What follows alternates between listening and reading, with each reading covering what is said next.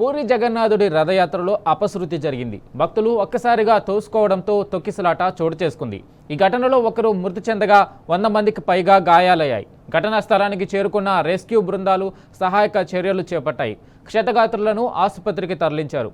అప్పటి వరకు ఆనందంగా సాగిన జగన్నాథుడి రథయాత్ర తొక్కిసలాటతో ఒక్కసారిగా విషాదకరంగా మారింది.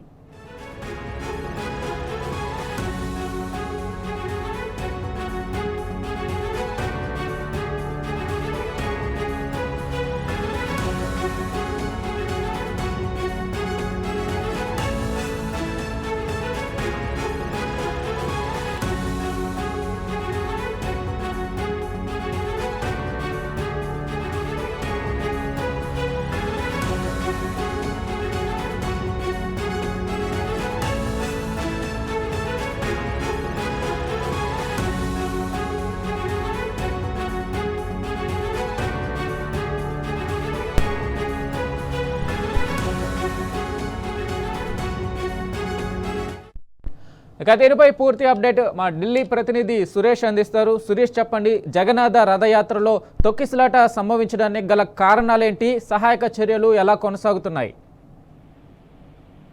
వెంకట, ప్రపంచ ప్రసిద్ధి చెందిన జగన్నాథ రథయాత్ర జరుగుతున్న సందర్భంలో ఒకటి ప్రకృతిగా వర్షం పడుతున్నటువంటి కారణం, ఈ పూరి గ్రౌండ్ లో రోడ్డు కూడా వర్షం కారణంగా చిత్తడి ఉండడం, భారీ స్థాయిలో భక్తులు తరలి రావడంతో తొక్కిసలాట ఏర్పడింది. దీంతో తీవ్ర రద్దీ కారణంగానే దాదాపుగా 120 మంది భక్తులు శ్వాస తీసుకోవడంలో తీవ్ర ఇబ్బందులు ఎదుర్కొన్నారు. అత్యవసర సహాయక బృందాలు వెంటనే అక్కడికి చేరుకుని సురక్షిత చర్యలు చేపట్టడం జరిగింది. ఒక భక్తుడు ఊపిరాడగా అపస్మారక స్థితిలో మృతి చెందడం జరిగినట్టుగా సమాచారం ఉంటుంది. ఆయన వెంటనే పూరి జిల్లా ప్రధాన ఆసుపత్రికి తరలించారు.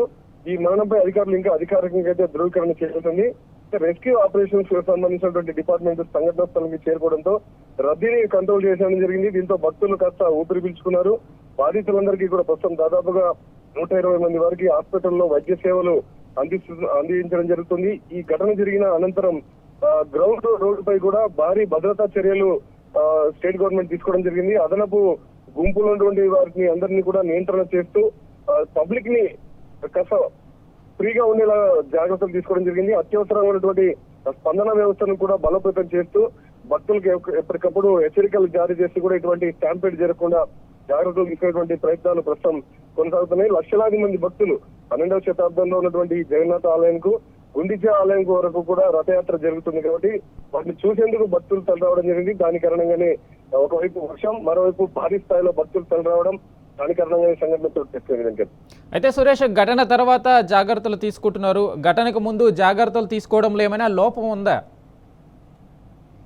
జాగ్రత్తలు ముందుగానే తీసుకున్నప్పటికీ కూడా అనుకోకుండా క్రౌడ్ పెరగడం, మరోవైపు వర్షం రావడం కారణంగానే ఈ సంఘటన చోటు చేసుకోవడం జరిగింది. దాదాపుగా 30 లక్షల మంది వరకు భక్తులు వస్తారనే అంచనాతోనే భారీ స్థాయిలో ఏర్పాట్లు చేశారు. ఒకవైపు పోలీసులు, మరోవైపు ప్రత్యేక బలగాలు, అవసరమైనటువంటి అత్యవసర రెస్క్యూ బృందాలను కూడా మోహరించినప్పటికీ రద్దీ భారీ స్థాయిలో పెరగడం, మరోవైపు వర్షం కారణంగా ఈ అత్యవసరంగా రథయాత్ర జరుగుతున్న సందర్భంలోనే ఈ స్టాంపేడ్ తొక్కిసలాట జరిగింది. దీంతో ఊపిరాడగా చాలా మంది భక్తులు ఇబ్బందులు ఎదుర్కొన్నారు. అధికారికంగా 120 లెక్క చెప్తున్నప్పటికీ వేలాది మంది భక్తులు ఈ తొక్కిసలాట కారణంగా చాలా ఇబ్బందులు ఎదుర్కోవడం జరిగింది. ప్రస్తుతం అయితే అత్యవసర వైద్య సేవలు వారందరికీ అందిస్తున్నారు. అంబులెన్స్లను కూడా అందుబాటులో ఉంచారు. భక్తుల రాకపోకలను ప్రస్తుతం నియంత్రించడం జరుగుతుంది. ప్రస్తుతం నిష్క్రమణ బయటికి వెళ్ళినటువంటి దారులను కూడా క్లియర్ చేస్తూ పోలీసులు, దాంతోపాటు అదనపు బలగాలు చర్యలు తీసుకోవడం జరుగుతుంది. సీసీటీవీ కెమెరాలు, డ్రోన్లతో ప్రస్తుతం పర్యవేక్షణను ముందుగానే జాగ్రత్తలు తీసుకున్నప్పటికీ కూడా భారీ స్థాయిలో ఊహించిన దానికన్నా ఎక్కువగా భక్తులు రావడం, ఈ లౌడ్ స్పీకర్లు, దాంతోపాటు ఈ కెమెరాల షూటింగ్ కారణంగా ఒకవైపు దాంతో భక్తులకు హెచ్చరికలు ఇచ్చినటువంటి వాటిపైన సరైనటువంటి సమాచారం అందకపోవడం కారణంగా కూడా ఈ వర్షం దాంతో ఈ ఇబ్బందులు ఎదుర్కోవడంతో ఈ స్టాంపేడ్ జరిగింది. పొరుగు రాష్ట్రం ఆంధ్రప్రదేశ్ నుంచి, ఇటు మధ్యప్రదేశ్ నుంచి,